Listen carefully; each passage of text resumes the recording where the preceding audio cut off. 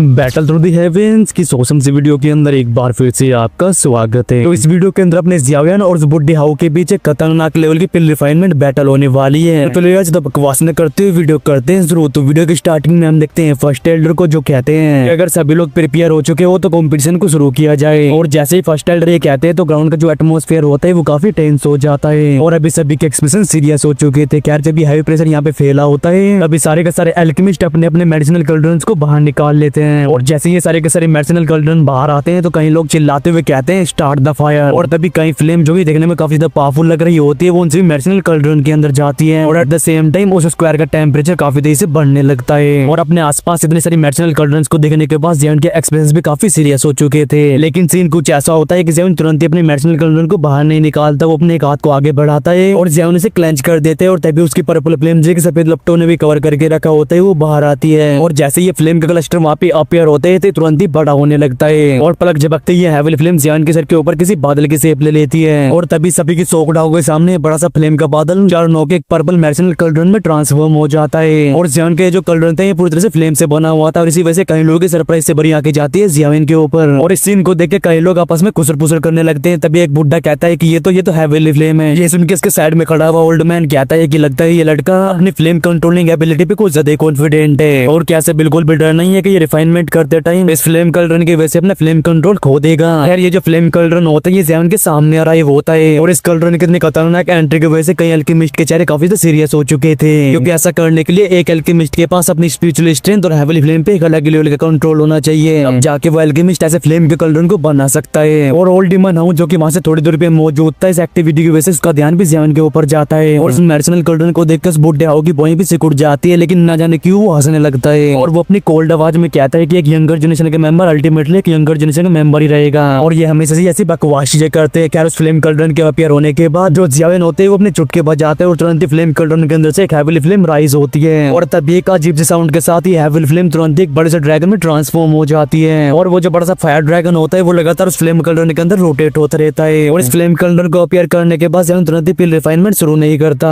बल्कि वो अपनी आंखें बंद कर लेते हैं। और जियाविन को अपनी आंखें बंद करते हुए देख वहाँ पे मौजूद सभी लोग शॉक्ड हो जाते हैं। लेकिन जियाविन ने जिस खतरनाक लेवल का फ्लेम कंट्रोल दिखाया है उस वजह से कोई भी हल्के में नहीं ले सकता। तभी जो जुआन कोंगजी होते हैं वो थोड़ा सोचने के बाद कहते हैं कि इस बार जियान आखिरकार कौन सी मेडिसिनल पिल रिफाइन करने जा रहा है। ये सुन के मास्टर यालो कहते हैं कि जियान के पास वो सारी नॉलेज है जो कि मैंने अपनी पूरी जिंदगी में इकट्ठा की थी। और क्योंकि मैंने भी पास्ट में कभी एक टियर 9 की मेडिसिनल पिल को रिफाइन करने की कोशिश नहीं की है तो मैं उसे सिर्फ दो तरह के मेडिसिनल फॉर्मूलों को ही दे पाया। और इस लेवल तक पहुंचने के बाद मेडिसिनल फॉर्मूले बहुत ही ज्यादा ऑब्वियस हो जाते हैं। और अगर किसी के पास टियर 9 की मेडिसिनल पिल का फॉर्मूला नहीं होता फिर इस लेवल की मेडिसिनल पिल को रिफाइन करना नेक्स्ट टू इम्पॉसिबल है। और अगर हम लोग एक टियर 9 की मेडिसिनल पिल के फॉर्मूले की वैल्यू की बात करें तो फिर ये एक टियान क्लास ची मेथड या फिर टियान क्लास 2 स्किल से भी कंपेरेबल है। और मास्टर यालो को भी अल्केमिस्ट बने हुए ना जाने कितने साल हो चुके हैं, लेकिन तब भी वो सिर्फ 2 ही फॉर्मूले को कलेक्ट कर पाए। और ऊपर से दोनों टियर 9 की लो लेवल की मेडिसिनल पिल के फॉर्मूले थे जिसे कि टियर 9 की ट्रेजर पिल भी कहा जाता है। और जैसे यालो अपनी बातों को खत्म करते हैं एट द सेम टाइम जो जियाविन होते हैं वो अपनी आगे खोल लेते हैं और तुरंत ही अपने दोनों हाथों को फैला देता है। और तभी जियाविन के दोनों हाथों के बीच में अपीयर होता है एक एमरल्ड कलर का बीड और ये वही बोजितो सीड होता है। और जैसे ही मास्टर यालो और उनकी टोली जो कि एक्सट्रीमली ओल्ड होती है वो एमरल्ड कलर की बीड को देखती है तो उन्हें समझ आ चुका था कि अभी जियाविन क्या रिफाइन करने वाला है। जुआन कोंगजे कहते हैं बोजितो सीड, तो जियाविन एक बोजितो पिल को रिफाइन करने जा रहा है। और जब चाची जुआन यही देखती है कि जियाविन कौन सी पिल को रिफाइन करने जा रहा है तो उनकी बॉय भी थोड़ी सुकुड़ जाती है। और वो कहते हैं कि बोजितो पिल का हाईएस्ट ग्रेड में सिर्फ 9 रंग वाली पिल लाइटनिंग को ही अट्रैक्ट कर सकता है और इस पिल के साथ उस बुड्ढे हाउ को हराना जियाविन के लिए काफी ज्यादा डिफिकल्ट होगा। और जैसे चाची जुआन ये इस बोजितो सीड को देखती है तो उन्हें ऐसे लगता है कि आज जीतना काफी मुश्किल है। और अभी एल्डर जुआन कोंगजी और टियान लीजे के एक्सप्रेशन भी काफी ज्यादा सीरियस हो चुके थे और उन तीनों को मास्टर यालो ने पहले ही बता दिया था कि जियाविन अभी के टाइम पे एक दोषेंगे। और भले ही जियाविन अपनी स्पिरिचुअल स्टेट नहीं बताता लेकिन ये नॉर्मल सी बात है कि जियाविन हेवीली स्टेट में पहुंच चुका होगा। और ऊपर से ऑलरेडी जियाविन के पास एक टियर 9 की मेडिसिनल पिल को रिफाइन करने की क्वालिफिकेशन मौजूद है। लेकिन फिर भी ये लोग नहीं समझ पा रहे होते कि जियाविन ने बोजितो पिल को रिफाइन करने का डिसीजन क्यों लिया है। और इस सीन को देख के मास्टर यालो भी थोड़ा हेजिटेट करने लगते हैं, लेकिन जिस तरह का भरोसा उनका जियाविन के ऊपर है तो उन्हें बिल्कुल भी नहीं लगता कि जियाविन अपने ओपोनेंट को हल्के में लेगा। अभी मास्टर यालो कहते हैं कि जियाविन के पास अपने मेथड्स होंगे। यार उस बोजितो सीड को बाहर निकालने के बाद जियाविन का ध्यान जाता है मास्टर यालो के ग्रुप के ऊपर। और जब जियाविन इन सभी के सीरियस चेहरे को देखते है तो वो मुस्कुराने लगता है। और भले ये भी लोगों को लग रहा होगा कि उसका एक्सपीरियंस बुड्ढे हाउ से कम है, वैसे अगर नॉर्मली बात करें तो ये नेचुरल सी बात है कि उसका एक्सपीरियंस से ओल्ड डीमन से कम ही होगा।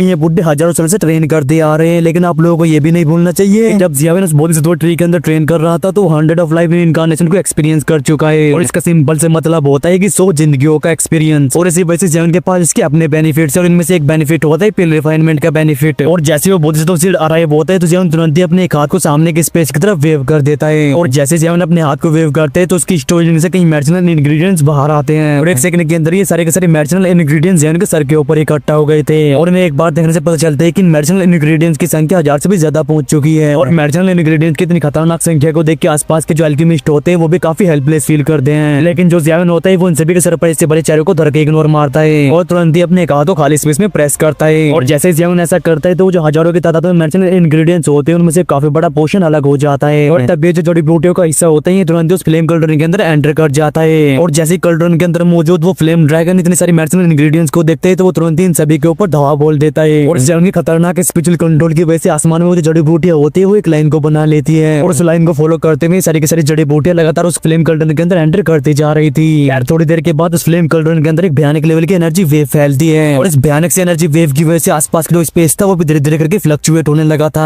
और ऐसे सीन को देख के जो एल्डर जुआनगोंग से होते हैं वो अपनी भौहें से कोड़ लेते हैं और कहते हैं कि जेवन के मेडिसिनल इंग्रेडिएंट्स बोधिसत्व पिल को रिफाइन करने में इतने इंग्रेडिएंट्स चाहिए उससे ज्यादा हो चुके हैं। फिर क्या जेवन बोधिसत्व पिल को रिफाइन नहीं कर रहा है, लेकिन जेवन के इन सभी मेडिसिनल इंग्रेडिएंट्स के अंदर ज्यादातर मेडिसिनल इंग्रेडिएंट्स वही मौजूद है जो कि बोधिसत्व पिल को रिफाइन करने के काम आते हैं। और जुआनगोंग जी के इन शब्दों को सुन के मास्टर याओलो, चाचा जुआनी और टियान लेजे अपने सर को हिला ही सकते थे और उन्हें भी नहीं समझ आ रहा होता कि जेवन आखिरकार अभी करना क्या चाहता है। यार तभी जो मास्टर याओलो होते हैं वो कहते हैं कि अब हमें एंड तक वेट ही करना होगा। और ये सुन के मास्टर याओलो की टोली अपने अंदर के सबको सप्रेस करती है, जिसके बाद ये चारों लोग पूरे फोकस के साथ इस कंपटीशन को देखने लगते हैं। और भले ही जेवन की अजीब पिल रिफाइनमेंट की वजह से काफी क्यूज मच चुका हो, लेकिन ऐसा नहीं है कि सभी क्या उसके ऊपर टिकी होती है। और क्योंकि ये स्मॉल पिल टावर है तो यहाँ पे इकट्ठा होने वाले सारे के सारे लोग तो एल्केमिस्ट हैं और जेवन के साथ कॉम्पीट करने वाले बुड्ढे भी काफी एक्स्ट्रा ऑर्डिनरी हैं। यार इस पिल रिफाइनमेंट के दौरान सभी एल्केमिस्ट के चारों तरफ एक पावरफुल ऑरा फैलने लगता है। और अगर इस लेवल के कंपटीशन को सेंट्रल प्लान के अंदर ऑर्गेनाइज किया जाता तो फिर कई एल्केमिस्ट अभी तक अपने दिमागी संतुलन खो चुके होते। और अगर जेवन को छोड़ दे तो फिर अभी उस बुड्ढे हाउ की पिल रिफाइनमेंट ही काफी लोगों का ध्यान अट्रैक्ट कर रही थी। और भले यहाँ पे मौजूद लोग इससे कितनी भी नफरत क्यों ना करते हो, लेकिन इसकी पिल रिफाइनमेंट पे कोई भी डाउट नहीं कर सकता। और पिल गैदरिंग के अंदर मास्टर याओलो को ऑलमोस्ट हरा देना ये इसकी पिल रिफाइनमेंट एबिलिटी को दिखाता है। और ऊपर से जो अभी का बुड्ढा हाउ है वो पहले से यंग लड़का नहीं है और अभी उसे पहले से क्लियर बिल्कुल भी नहीं किया जाता। और इतने सालों से रिफाइनमेंट करने की वजह से अभी उसकी पिल रिफाइनमेंट एक खतरनाक लेवल पे जा चुकी है। और इस स्मॉल पिल टावर के अंदर भी ऐसे बहुत ही कम लोग हैं जो कि इसे सरपास कर सके। और ये बात ऐसी हमें नहीं बोली जा रही कि उस एल्डर सिलेक्शन को जीतने के चांसेस सबसे ज्यादा उस बुड्ढे हाउ के पास है। और अभी उस बुड्ढे हाउ का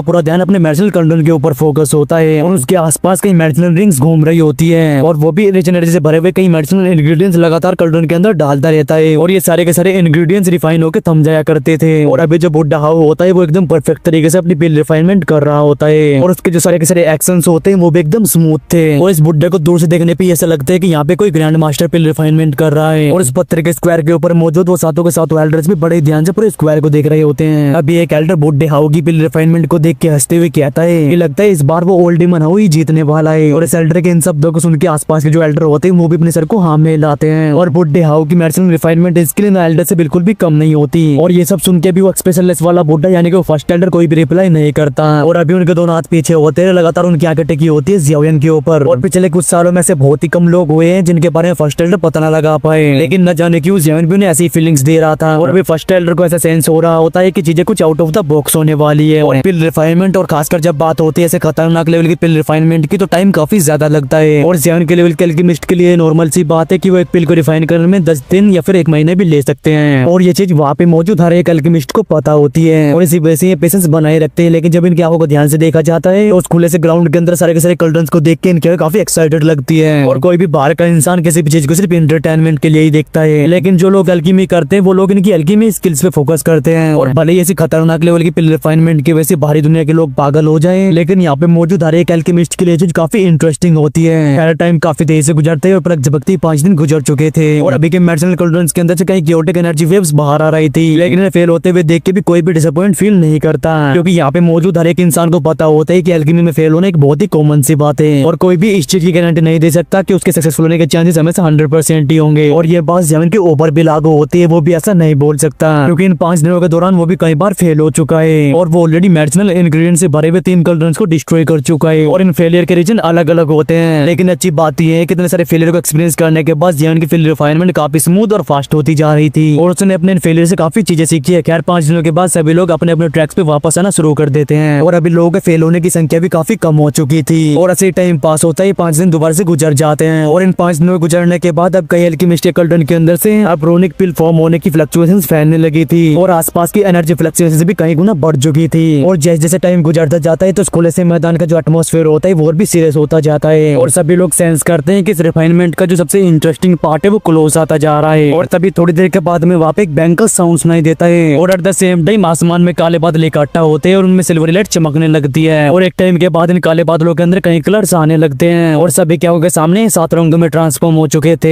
और जब वो 7वां रंग पूर्ण से अपीयर हो जाता है तो ये बादल चर्न होना बंद हो जाते हैं और ये होती है वो लेजेंडरी 7 रंगों वाली पिल लाइटनिंग। और अगर ये 7 कलर पिल लाइटनिंग सेंट्रल प्लान के अंदर अपीयर होती तो फिर अनगिनत लोगों के चेहरों पे शॉक्ड एक्सप्रेशंस मौजूद होते हैं। लेकिन जिस लेवल के एल्केमिस्ट यहाँ पे मौजूद है तो वो 7 कलर पिल लाइटनिंग को देख के बस अपना सर हिलाते हैं और ये बात सबके सामने क्लियर हो चुकी थी कि 7 कलर पिल लाइटनिंग के साथ तो इस कंपटीशन को नहीं जीता जा सकता। और ऐसा इसलिए होता है क्योंकि ये लोग ऑलरेडी ऐसी 5-7 रंगों वाली पिल लाइटनिंग को देख चुके थे और ये 5 और 7 कलर पिल लाइटनिंग पिछले 3 दिनों में अपीयर हुई है। और आसमान में मौजूद उस पिल लाइटनिंग को देख के जुआन कोंग जी कहते हैं लो देखो एक और 7 कलर पिल लाइटनिंग अपीयर हो गई। ये सुन के मास्टर योलो भी मुस्कुराते हुए कहते हैं कि लगता है कि वो होल्डिंग काफी डिफरेंट लग रहा है। और अभी मास्टर योलो क्या की टेकी होती है उस एल्केमिस्ट के ऊपर जिसने की 7 कलर पिल लाइटनिंग को अट्रैक्ट किया है और अभी वो होल्डिंग हेल्पलेस तरीके से अपने सर को हिला रहा होता है और क्लियरली वो भी अपने इस रिजल्ट से बिल्कुल भी सेटिस्फाई फील नहीं कर रहे थे। और ये सुनकर जो चाची जुआनी होती है वो भी अपने सर को हाँ में लाती है और तुरंत उनकी ले जाती है जियाविन के ऊपर और वो कहते हैं कि यहाँ पे मौजूद सभी एल्केमिस्ट में सबसे काम थे लिटिल फेलो ही है। और चाची जुआनी के इन शब्दों को सुनकर मास्टर यावलो भी मुस्कुराने लगते हैं और यहाँ पे कुछ तेजी रिफाइनमेंट करने वाले एल्केमिस्ट ने अपनी अपनी पिल लाइटनिंग्स को समन कर लिया था और जो एल्केमिस्ट थोड़े स्लो थे अब उनके कल्डन के अंदर भी एम्ब्रोनिक पिल ने फॉर्म ले ली थी। लेकिन अगर इन सबसे जियान के कल्डन को कंपेयर करें तो वहाँ पे भी कोई भी एक्टिविटी नहीं होती और ना ही जियान के चेहरे पे भी कोई परेशानी मौजूद थी और यहाँ पे कोई भी नहीं जानता था कि जियान सच में शांत है या फिर वो अपने आप को साजिश दिखाने की कोशिश कर रहा है। यार तभी जो एल्डर जुआन कोंग जी होते हैं वो कहते हैं अगले 3 दिनों में वो बुड्ढा सक्सेसफुली अपनी पिल को रिफाइन कर लेगा और अगर मैं सही गेस कर रहा हूँ तो फ्लेम डीमन क्वाइट पिल को रिफाइन कर रहा है और अगर वो बुड्ढा सक्सेसफुली इस पिल को रिफाइन कर लेता है तो फिर ये पिल डेफिनेटली एक 9 रंगों वाली पिल लाइटनिंग को अट्रैक्ट करेगी। ये सुन के जो मास्टर यावलो होते हैं वो भी अपने सर को हिलाते हुए कहते हैं लगता है पिछले कुछ सालों में सोल्डमैन की पिल रिफाइनमेंट डिस्टेंस काफी खतरनाक तरीके से बढ़ चुकी है। और मास्टर यावलो के इन शब्दों को सुनकर जो जुआनी होती है वो कहती है अगर जियान को उस बुड्ढे हाउ को हराना है तो उसे टियर 9 के पिल को रिफाइन करना ही होगा। लेकिन बहुत दो पिल कितने भी लेवल अप क्यों ना कर ले वो एक टियर 9 की पिल के लेवल तक नहीं जा सकती। और भले ही पिल गैदरिंग के टाइम पे जियान एक स्पेशल मेथड का यूज करके पिल रिफाइनमेंट होने के बाद भी उसकी क्वालिटी को बढ़ा पाया था लेकिन वो चीज यहाँ पे काम नहीं आने वाली क्योंकि एक टियर 8 और टियर 9 की पिल का कॉन्सेप्ट ही अलग है। ये सुन के मास्टर यावलो भी थोड़ा हेजिटेट करने लगते हैं लेकिन थोड़ी देर के बाद ही वो हिचकिचाते हुए कहते हैं इस जियान के पास अपने मेथड्स और भले भी मास्टर यावलो अपने आप को काम शो कर रहे हो लेकिन अंदर ही अंदर उन्हें भी काफी चिंता होती है। और इस पिल को रिफाइन कर देते हैं जिन मेडिसिनल इंग्रेडिएंट्स का जियान यूज कर रहा है वो जड़ी बूटियां मास्टर यावलो के द्वारा दिए गए उन टियर 9 के पिल के फॉर्मूले से बिल्कुल भी मैच नहीं करती। और अगर जियान उन दोनों फॉर्मूले में से किसी एक का भी यूज नहीं कर रहा है तो लगता है जियान किसी और चीज को ट्राई करने वाला है। यार से टाइम तेज से पास होता है और 3 दिन और गुजर जाते हैं और इस टाइम पे ऊपर ग्राउंड में भी काफी कम लोग हो चुके थे और ज्यादातर लोग अपनी पिल को सक्सेसफुली रिफाइन करने के बाद पिल लाइटनिंग को अट्रैक्ट करने के बाद वापस चले गए थे और अभी बस उस खुले से ग्राउंड के अंदर 2 लोग ही बचे होते हैं और ये होते हैं जियावियन और वो बुड्ढा हाउ। और अभी के टाइम पे सभी क्या इन दोनों के ऊपर टिकी होती है और यहाँ पे मौजूद सभी लोग उस ओल्ड डीमन हाउ की पिल को आइडेंटिफाई कर चुके थे और सभी को पता था कि अगर ये पिल सक्सेसफुली रिफाइन हो जाती है तो फिर ये एक 9 रंगों वाली पिल लाइटनिंग को अट्रैक्ट करेगी और ये सेल्डर सिलेक्शन कॉम्पिटिशन के अंदर अपीयर होने वाली सबसे स्ट्रॉन्गेस्ट पिल लाइटनिंग होगी। और वहीं अगर बात करें जियावियन की तो फिर लोग उसकी तरफ उसके अजीब एक्शंस की वजह से देख रहे थे और शुरू से लेके अब तक जियावियन मेडिसिनल कल्डन के अंदर एम्ब्रोनिक पिल का नामो निशान भी दिखाई नहीं देता। बस कल्डन के अंदर लगातार वो फ्लेम ड्रैगन उछल कूद कर रहा होता है लेकिन कोई भी फ्लेम ड्रैगन के अंदर से मेडिसिनल पिल की फ्लक्चुएशन को सेंस नहीं कर पा रहा था। और जब सभी के दिमाग चक्कर आ रहे होते हैं तभी आसमान में एक बैंग का साउंड सुनाई देता है और तभी आसमान में से खतरनाक लेवल की एनर्जी फ्लक्चुएशंस फैलती है और at the same time lightning speed से आसमान में काले काले बादल इकट्ठा होने लगते हैं। और इस सीन को देख के एक बुड्ढा कहता है कि ओल्ड डीमन हाउ ने सक्सेसफुली अपनी पिल को रिफाइन कर लिया है। यार तभी सभी हीरो के सामने जो बुड्ढा होता है वो अपनी जगह से खड़ा हो जाता है और एट द सेम टाइम उसके सूखे चेहरे पे गंदे से स्माइल आती है और मुस्कुराते हुए वो जियान को देखते हैं जिसके बाद उसका ध्यान जाता है आसमान में इकट्ठा हो रहे बादलों के ऊपर। और जैसे वो थंडर क्लाउड चर्न होते हैं तभी सभी के सोडाओं के सामने अपीयर होती है 9 रंगों वाली पिल लाइटनिंग। और ऐसे सीन को देख के कई लोग अपने आप को कंट्रोल नहीं कर पाते तभी एक बंदा चिल्लाते हुए कहता है कि सच में 9 रंगों वाली पिल लाइटनिंग है। और बुड्ढा जो कि अभी थंडर क्लाउड्स को देख रहा होता है तुरंत ही उसका ध्यान जाते है मास्टर यावलो के ऊपर। वे कहता है कि याओचेन लगता है इस बार मुझे जीतने से कोई भी नहीं रोक सकता। और बुड्ढे हाउ के इन शब्दों को सुन के मास्टर यावलो की भैंस सिकुड़ जाती है लेकिन इससे पहले कि मास्टर यावलो कुछ कह पाते तभी उस खुले से ग्राउंड में किसी की हंसने की आवाज गूंजती है और वो आवाज कहते हैं कि एग्जैक्टली ऐसा ही हो ये जरूरी तो नहीं है। और जैसे ही सब उस बुड्ढे हाउ के कानों में जाते हैं तो उसका दिल कांप जाता है और तुरंत ही वो उस तरफ देखते हैं जिस तरफ से ये आवाज ओरिजिनेट हुई थी और जियावियन जिसने कि अपनी आंखों को काफी टाइम से बंद करके रखा था वो इस टाइम पे खुल चुकी थी।